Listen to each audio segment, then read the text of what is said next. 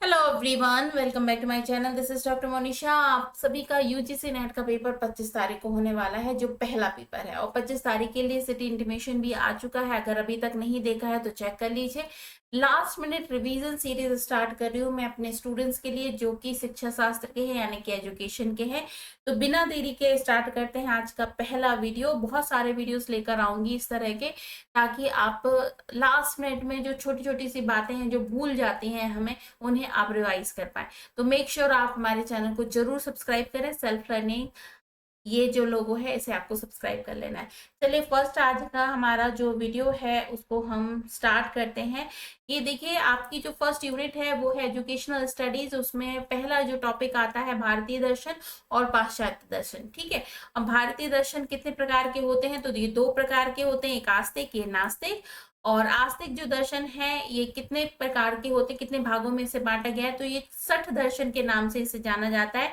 60 छह प्रकार के दर्शन। ठीक है। अच्छा, आस्तिक और नास्तिक में भी एक बात समझने की, क्वेश्चन कई बार पूछा जाता है, नास्तिक दर्शन किसे कहते हैं? तो जो वेदों की प्रामाणिकता को स्वीकार नहीं करते हैं वो कहलाते हैं नास्तिक दर्शन। आप इसमें कंफ्यूज मत होइएगा कि आस्तिक दर्शन क्या है, नास्तिक क्या है। नास्तिक मतलब जो भगवान को नहीं मानते वो नहीं, जो वेदों को नहीं मानते। ठीक है। तो ये सारे ही दर्शन, जिसमें कि पहला आता है 60 दर्शन में, जो पहला आता है, ये भी क्वेश्चन पूछा जाता है 60 दर्शन किसे कहते हैं? तो 6 प्रकार के दर्शन हैं जो भारतीय दार्शनिक परंपरा में आते हैं। तो पहला दर्शन है न्याय दर्शन, दूसरा है वैशेषिक, तीसरा है सांख्य। अच्छा, सबसे ओल्ड जो स्कूल है वो है सांख्य। अगर कभी प्रश्न पूछा जाता है सबसे पुराना दर्शन क्या है, तो आप बताएंगे सांख्य दर्शन। फिर आता है योग दर्शन, पूर्व मीमांसा और उत्तर मीमांसा। देखिए, उत्तर मीमांसा जो है इसे ही वेदांत कहा जाता है। इसे कहा जाता है वेदों का अंतिम भाग। ठीक है, वेदांत। अब यहाँ पर न्याय दर्शन है जो वो किसके लिए जाना जाता है? तो तर्क और प्रमाण के लिए जाना जाता है। वैशेषिक दर्शन पदार्थ और उसके गुणों के लिए जाना जाता है, उसके विश्लेषण के लिए जाना जाता है। सांख्य दर्शन में प्रकृति और पुरुष के बारे में बात की जाती है। पूर्व मीमांसा और योग दर्शन पतंजलि द्वारा प्रमाणित होता है, जिसमें आत्म संयम और ध्यान के माध्यम से मोक्ष की प्राप्ति किस तरह से की जा सकती है ये बताया जाता है। पूर्व मीमांसा वेदों के कर्मकांड की व्याख्या है।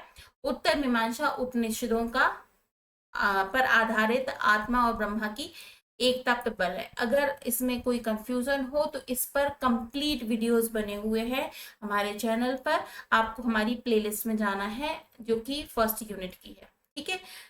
तो उसमें आपको इसका कंप्लीट भी मिल जाएगा। अगली बात कर लेते हैं। अभी आस्तिक दर्शन की हमने बात कर ली, नास्तिक दर्शन के बारे में बात करें तो नास्तिक दर्शन जो है, जो वेदों की प्रामाणिकता को अस्वीकार कर लेते हैं। ऐसे ये 3 दर्शन है, जिसमें फर्स्ट आता है बौद्ध दर्शन, जिसकी जो आचार्य हैं वो महात्मा बुद्ध हैं। जैन दर्शन जो महावीर स्वामी हैं, उन्होंने इसकी शुरुआत की थी। और अगला जो है वो है चारवाक दर्शन। कई लोग इसे नहीं दर्शन की कैटेगरी में मानते हैं, क्योंकि ये सुखवादी दर्शन है। क्योंकि यहाँ पर कहा जाता है कि व्यक्ति को अपने सुख के बारे में ही सोचना चाहिए, वही करना चाहिए जो उसे सुख प्रदान करे। ठीक है। तो कई लोग इस दर्शन की कैटेगरी में नहीं मानते हैं। लेकिन अब यहाँ पर लिखा हुआ है हमारे सिलेबस में चारवाक दर्शन नहीं है। ये दोनों दर्शन हमें पढ़ने होते हैं, एक बौद्ध दर्शन और दूसरा जैन दर्शन। बौद्ध दर्शन जो है वो क्या है? जिसमें निर्वाण की बात कही जाती है, निर्वाण प्राप्त करने की बात की जाती है, दुख और उसके निवारण पर केंद्रित होता है। जैन दर्शन में अहिंसा को ज्यादा बल दिया जाता है, आत्म संयम पर आधारित ये दर्शन है। चारवाक दर्शन भौतिकवादी दर्शन होता है, जो कि कहता है कि भौतिकता में ही असली जो है वो सुख है ना। चलिए, अब नेक्स्ट हो जाता है contribution of western school of philosophy. Western school यानी कि पाश्चात्य दर्शन में कौन कौन से दर्शन आते हैं? तो आइडियलिज्म है, रियलिज्म है, नेचुरलिज्म है, प्रैग्मेटिज्म है, मार्क्सिज्म है और एक्जिस्टेंशलिज्म है। ठीक है। अब यहाँ पर फर्स्ट आ जाता है आदर्शवाद। आदर्शवाद जो है वो क्या है? मुख्य विचारधारा है आत्मा। इसकी जो मुख्य विचारधारा, अच्छा, जैसे कि अपने भारतीय दर्शन में सांख्य दर्शन सबसे पुराना है। पाश्चात्य दर्शन की बात करें तो हम यहाँ पर आदर्शवाद को कहा जा सकता है, जो पुराना है। वो क्या कहलाता है कि जो मुख्य इसकी विचारधारा क्या है कि कोई भी थॉट इंपॉर्टेंट होता है, जो मटेरियल वस्तुएं होती हैं उनकी ज्यादा प्रामाणिकता नहीं होती है। ठीक है, तो मुख्य रूप से विचार को, आत्मा को, परम सत्यों को, मूल्यों को, सत्य सुंदरता के को ही बल दिया जाता है। यहाँ पर शिक्षा में इनका योगदान देखा जाए तो क्या है, आत्म विकास करवाना, नैतिक शिक्षा को बढ़ाना, शिक्षक को आदर्श मानना, शास्त्रों और साहित्य का अध्ययन जरूरी समझना, आत्म जो निरीक्षण है या फिर कहना चाहिए आत्म अनुभूति किस किस प्रकार से होती है, इस तरीके के विचारों को समाहित करता है आइडियलिज्म। दूसरा जो हम बात कर लेते हैं वो है यथार्थवाद यानी कि रियलिज्म में। इसकी जो मुख्य विचारधारा है वो क्या है, भौतिक सुख और अनुभव ही वास्तविक है। शिक्षा में अगर हम योगदान की बात करें तो यहाँ पर शिक्षा में विज्ञान को प्रमाणित करता है, विज्ञान की बात करता है यथार्थवाद।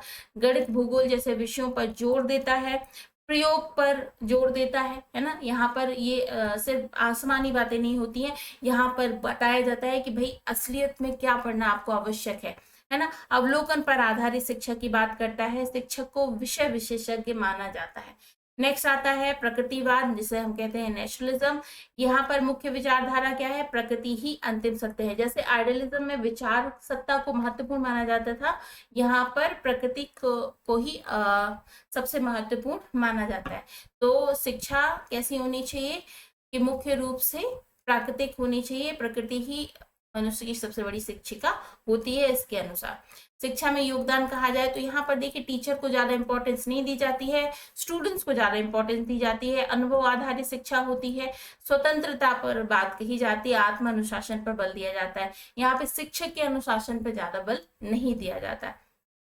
अगला आता है प्रयोजनवाद, जो कि मुख्य विचारधारा में देखा जाए तो क्या है कि जो आपके लिए व्यवहारिक रूप से उपयोगी है ना, वही आपके लिए आवश्यक है।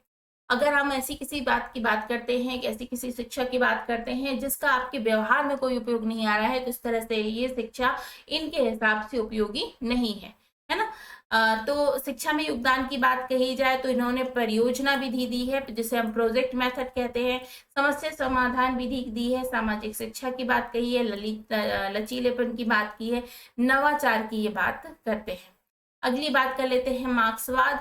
ठीक है, मार्क्सवाद कार्ल मार्क्स ने जिसकी शुरुआत की थी। मुख्य विचारधारा क्या की, वर्ग संघर्ष के बारे में इन्होंने बताया है, सामाजिक समानता की बात की, आर्थिक ढांचे पर इसका प्रभाव बताया है। ठीक है, मार्क्सवाद क्या सपोर्ट करता है कि सभी लोग एक जैसे हैं, समता पर आधारित होना चाहिए, सभी को एक तरीके का दर्जा मिलना चाहिए। ठीक है, शिक्षा में योगदान की बात कही जाए तो क्या है, समान शिक्षा का अधिकार सभी को मिलना चाहिए, श्रम और उत्पादन से जुड़ी हुई शिक्षा शोषण के विरुद्ध चेतना का विकास होना चाहिए। यहाँ पर ये बात इन्होंने कही है। अगला आ जाता है अस्तित्ववाद। देखिए अस्तित्ववाद का मतलब ही होता है एग्जिस्टेंशलिज्म। एग्जिस्ट मतलब हमारा कुछ अस्तित्व है, मैं कुछ काम के लिए एग्जिस्ट करती हूँ, ये जो घर है इसमें मेरा कुछ अस्तित्व है। तो जब हम इस पूरी यूनिवर्स में रह रहे हैं तो हमारा कुछ अस्तित्व होना चाहिए, इसकी बात ये करता है। तो मुख्य विचारधारा है व्यक्ति की स्वतंत्रता, चुनाव, उत्तरदायित्व पर बल। शिक्षा में योगदान की बात कही जाए तो व्यक्तिगत अनुभव, आत्मचिंतन, नैतिक निर्णय लेने की क्षमता, विकास, शिक्षक एक मार्गदर्शक के रूप में की भूमिका में होता है। यहाँ पर ये नहीं कि शिक्षक ने ही कुछ कह दिया उससे आपको मान लेना है, वो केवल क्या है, आपको फैसिलिटेट करता है, मार्ग दिखाता है, बताता है कि आपको किस रास्ते जाना है। तो ये थे हमारे दो प्रकार की जो स्कूल होते हैं, हमारी इंडियन स्कूल ऑफ फिलोसफी और वेस्टर्न स्कूल ऑफ फिलोसफी में मुख्य कौन कौन से दर्शन है उनके नाम मैंने बताए। बहुत ही शॉर्ट में मैंने आपको इसकी ब्रीफिंग भी दी। अगर आप डिटेल में पढ़ना चाहते हैं तो हमारे चैनल पे चले जाएं, ये सारे ही दर्शनों को मैंने कंप्लीटली डिटेल में पढ़ाया है, तो जरा आप जाकर अपने और भी जो डाउट्स हैं उसे क्लियर कर सकते हैं। तो इस वीडियो को यहीं फिनिश करती हूँ, बहुत जल्द नेक्स्ट वीडियो लेकर आऊंगी, बहुत जल्द। तो आप सभी स्टूडेंट्स हमारे इस चैनल के साथ जुड़े ताकि आपका लास्ट मिनट रिवीजन हो सके। तो that's all from my side in this video. मिलती हूँ नेक्स्ट वीडियो में, तब तक के लिए बाय बाय।